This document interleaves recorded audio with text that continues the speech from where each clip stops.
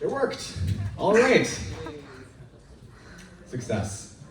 Hi, I'm David. I'm the co-founder and CEO of Recall.ai. And today I'm going to be showing you how to build an AI agent. But before I do that, I have a challenge for everybody here. There's two of me in the Zoom call. Which one do you think is the AI? And which one do you think is the real me? So vote with your hands.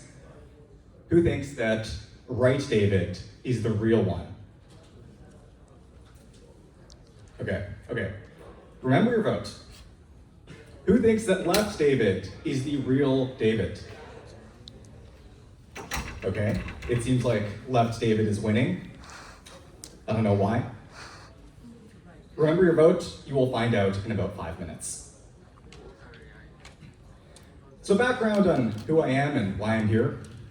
Recall.ai is the API for meeting bots. We provide APIs to make it easy for developers to connect to video conferencing platforms like Zoom and capture the audio, the video, get the transcript.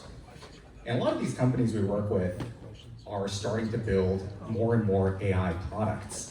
Today we power 500 plus companies in industries ranging from telehealth to financial services to sales. And the latest trend we're seeing is not only do people want to get data from calls and analyze that with AI, but they want to put data back into these calls, and they want to create these interactive AI agents that join your call and can speak to you, and you can speak to. And that really got me thinking, because I really love talking to people who are building cool products with AI.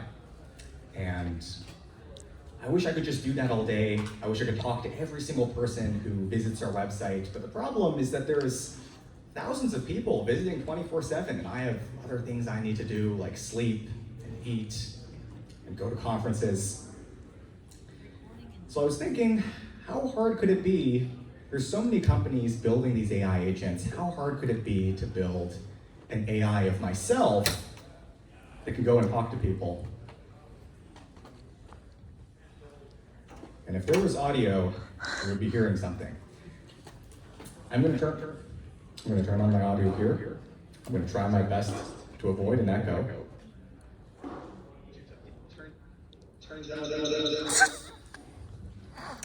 Can I share my audio? Anton? I'm sure Zoom has that feature.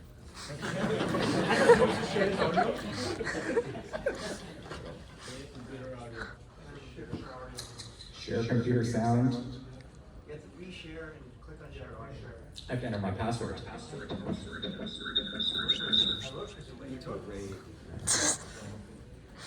to stop your sharing and reshare. Have you tried turning it off and on again? It's not for Moment of truth. Are we going to hear something?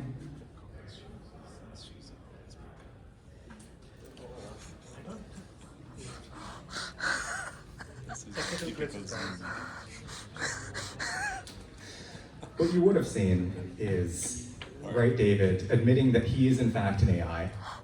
And he also tells a joke about pirates. Since you can't hear him, I'm going to have to tell that joke for you.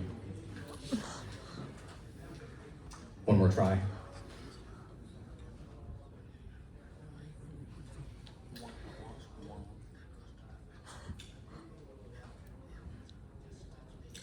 Anyways, I'll just tell you the pirate joke. So, what's the reason it takes a pirate so long to learn the alphabet? They spend years at sea. Honestly, the AI does a much better job than I do. I wish he was available, but he is not available at the moment. But you can see that I've got this Zoom call here, and this is indeed real David. So people who voted that right David was fake, you guys won. Congratulations. And you can see it's actually pretty good. It's really hard to tell the difference. That one looks like me. The other one also looks like me. And the really fascinating thing here is this only took me about an hour and a half to build. There's less than 300 lines of code. And the way this works there's a few pieces involved. So we've got our Zoom call, and we've got a Recall.ai bot in this call that's capturing the audio and the video and the transcript and all of that data. And we take that data and we feed it into a large language model. Here we've got ChatGPT. You can use any model, you can use Anthropic. And that's generating the conversation, that's generating the response to what I'm saying. And then we feed that into HeyGen. HeyGen is this really cool company. They can create an AI clone of your face. You give them 2 minutes of video and they can generate a very realistic video stream that really does look like you. And they can clone your voice too.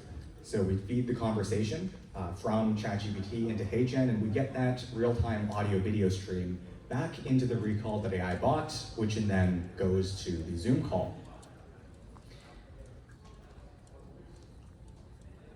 And we'll walk through the code really quickly. And I say really quickly because there is not very much code at all. So I'm going to stop my share, and I'm going to share my IDE. Can you see it? Fantastic. So this is really the one file that matters. What the bot can do is it can render any web page into a low latency video stream and get that video stream into your call. And what that means for you as a developer using the service is you can really just use JavaScript and you can build these fully interactive AI avatars. Here I have a very standard React project that uses Next.js. And if you scroll through it, the entire avatar is really just one React component. So we have some IDs that are coming from HeyGen. We have a function to start our session that creates a session with HeyGen that gets us the real-time audio and video streams. We have a stop session helper function. We have a helper function to keep our meeting status synced. When we want it to start, it calls the start function. We want it to stop, it calls the stop function. And the other thing here is we have a WebSocket. When you're running the web page inside the bot, you can get a low latency transcript in real time. So this avatar is getting the transcript from the call so it can respond to my speech. And we just send that data into our large language model. When we get a response back from the LLM, we just ask the HeyGen API to turn that into audio and video for us to output. And here's some HTML, and we're at the end. There's less than 200 lines of code in this file, and there's less than 300 lines of non-boilerplate code in this entire project. So when I said it would be short, it was very short. I will share my screen again, and we will continue. Okay, so Q&A with human David. Does anyone have any questions? I'm happy to answer you. Is the real time, like video and audio generation, is it actual real time, or is there like a lag when it's happening live? Yeah, so you asked me, is the real-time audio and video generation, is that actually real-time, or is there some sort of lag? So there's a small amount of latency, there's a few hundred milliseconds, but that is enough so that it feels close to an actual human talking to you, because when humans talk to you, they don't have zero latency either. They take some time to think, and they take some time to produce a response. So the latency is getting low enough that it's feeling very lifelike.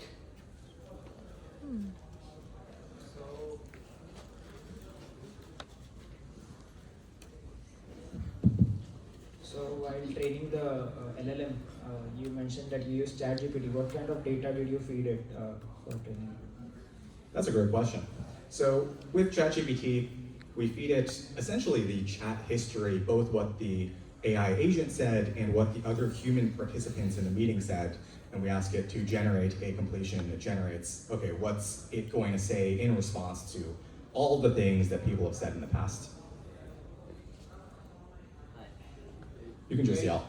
Great presentation, David. I was curious, with ChatGPT 4.0, do you think it's possible, like, we're gonna see something soon where there will be like, it will get your voice and it will get your like face and all that, but then instead of having to feed it script, it's like able to just like tell, kind of like how 4.0 kind of like based on whatever is said or whatever it appears, like it kind of knows what to say back. What are your thoughts on that? So your question, if I understand correctly, is, so right now we're giving it the transcript, right now we're giving it some context. GPT-4o on your phone, if you've tried it out, you can just talk to it and it'll just talk back to you like a human. It's an audio to audio model. Yeah. What do I think about that? I think it's really cool. And I think it's going to result in a lot of people building very useful AI agents on platforms like Zoom. So how are you looking at handling turns right now? When does the agent know to take over? Especially in a multi-participant setting, when does an AI agent interject? Does it need to be invoked, or can it proactively also step into conversations? Where do you see that headed? That is a very good question, and this is one of the active questions that anyone building one of these agents runs into once they deploy into production, and once they've gotten some users to use it, because it's actually a hard problem, legitimately, for an agent to tell when it should start talking and when it should be silent and let the humans continue their conversation. The best practices we've seen with our customers so far is really there's two options. One is you have a specific prompt. So if you had an agent that was like a daily stand-up bot or something, you would say, stand-up bot, tell me what's going on. And it would listen for that prompt to start taking action. Another approach is if it's a one-on-one situation, like if you're a company building a tool to train salespeople and you're practicing selling with this bot, then you just don't have the problem at all. But it is a hard problem, and really it's just about, for your specific use case, what's the thing that makes the most sense? Yeah, a great concept. A lot of code was just boilerplate. Can you go through it, like give an overall bird's eye view of the code, like a step 1, 2, 3, like give it like in 4 or 5 phases or steps? That is an excellent question. So if we were to zoom out all the way on how the code works, there's really 4 pieces going on here. There's the meeting, that's the Zoom. There's Recall, which is the bot and the interface between the rest of the code and the meeting. There's the large language model, which is ChatGPT, and then there's HeyGen, which is the audio and video generation platform. And Zoom, that's where all the people are, that's where everybody is having their conversation. What the bot does is it connects to the meeting and it gets you the audio and the video and the transcript and the metadata all in very low latency. And then you take that data and you feed it into a large language model. And the LLM is sort of the brains of the bot. It's the thing that gets the input and generates the output. The audio and video generation tool, in this case, HeyGen, awesome product, by the way, you guys should try it. It takes the text from ChatGPT and it generates a video stream of me talking, and it generates an audio stream of me speaking that goes back into the bot, and the bot formats it and inserts it back into the Zoom meeting. And all that happens with low latency. For LLM, what instructions did you give? So for the LLM, the instructions, depending on what your use case is, are typically going to be pretty fine-tuned. For the demo app, I did something really simple. Like I was like, you are David, the CEO of Recall, a company that provides an API. You are at a conference, and I just spoke to it. Yeah. Hey David. Hi. It's a pretty cool product. I would really like to use it for my online lectures, so I can attend conferences on the platform. So does it, provide a summary of what it said in the meeting, so you can just go through it after you had the bot running for you? Yeah, absolutely. So because the entire thing it runs off the transcript produced from the meeting, and it runs off the response produced by the large language model, you can just save the text, the inputs and the outputs. And if you wanted to put that corpus of text into another step to summarize it or generate bullet points, if you're recording a lesson, for example, that's another 10 lines of code. It is very easy. Yeah, great product, by the way. I just wanted to know, is there any capability for it to interface with other applications? Because this kind of limits the context to what you provide or what ChatGPT can determine. But I imagine a lot of these conversations to revolve around let's say, making a RAG-based call to like a database or something, or finding out some details about like a product or doing like a simple web search or something, right? So are those agentic capabilities, or even just like a RAG-based, database call, part of the system design? That is a great question. And that's actually something we see a lot of companies doing in production, because a lot of time when you're having a call, like if you're in a incident response meeting, like your servers are on fire and you're in a call at 3 a.m., the context that you need to actually take intelligent action is beyond what's just in the call. There's other sources, there's logs, there's metrics, there's context about your code base, there's all this other information. And what a lot of companies who are building these AI agents are doing is they are doing exactly that. They are doing RAG, they are retrieving external data, they are taking corpuses of text from elsewhere in the organization, for example, internal docs or source code. They're storing it in some sort of database, and they have, as part of this loop, querying that data and pulling out the most relevant information. So that's definitely something people are doing in the real world, and it does work really well. That was a good response to you. I Yes, had last another question. So, okay, it's last question. Who's waiting? I have like a small question. Yeah. So yeah, anyway, so during the Zoom call between the exchange of dialogue, say between prompts, does the video feed just pause, or is there like a default response, or does it show any emotions to indicate the tone?